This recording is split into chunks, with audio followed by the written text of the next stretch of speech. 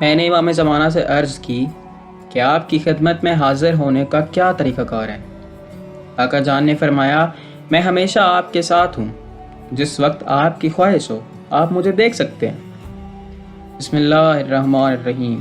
ملاقات با امام زمانہ اجل اللہ فرج الشریف سیریز، حکایت نمبر 12۔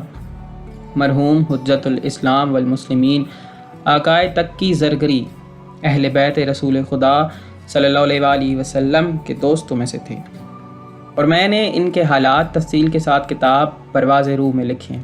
وہ کہتے تھے، ماہ رمضان المبارک کی 16ویں شب نصف رات کا ٹائم تھا، 1398 ہجری قمری کی بات ہے کہ بآواز گریہ و مناجات کرتے ہوئے مرحوم حاج میرزا تقی زرگری نیند سے بیدار ہوئے۔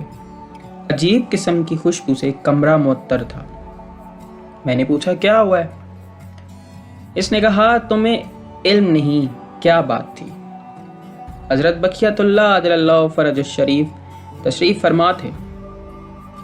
کافی مدت تک میں ان کی خدمت میں حاضر تھا، اب وہ تشریف لے گئے ہیں۔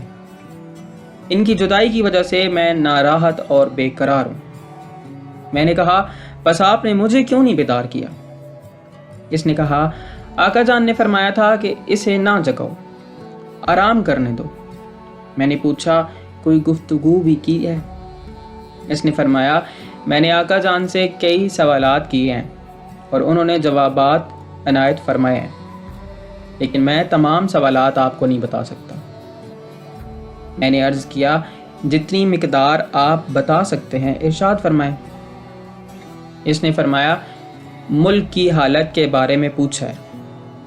آقا جان نے فرمایا، شاہ چلا جائے گا، اس کی حکومت ختم ہو جائے گی اور خوشی تر دیکھ ہے۔ یہ اس وقت کی بات ہے کہ جب لوگ فکر بھی نہیں کرتے تھے کہ اس قسم کی شاہ کی حکومت سرنگوں ہو جائے گی۔ میں نے پوچھا، آپ نے اپنی بیماری سے شفا کے بارے میں آقا جان سے درخواست نہیں کی؟ اس نے فرمایا، میں دنیا سے جانے والا ہوں، فقط چند ماہ کی دیر ہے۔ پھر اس نے خود ہی اپنی گفتگو کو جاری رکھا اور فرمایا، میں نے حضرت بقیت اللہ عجل اللہ فرج الشریف سے پوچھا ہے کہ آپ کی خدمت میں پہنچنے کے لیے کیا طریقہ ہے؟ آقا جان نے فرمایا، میں ہمیشہ آپ کے ساتھ ہوں، جس وقت آپ کی خواہش ہو آپ مجھے دیکھ سکتے ہیں۔ بہرحال وہ رات گزری۔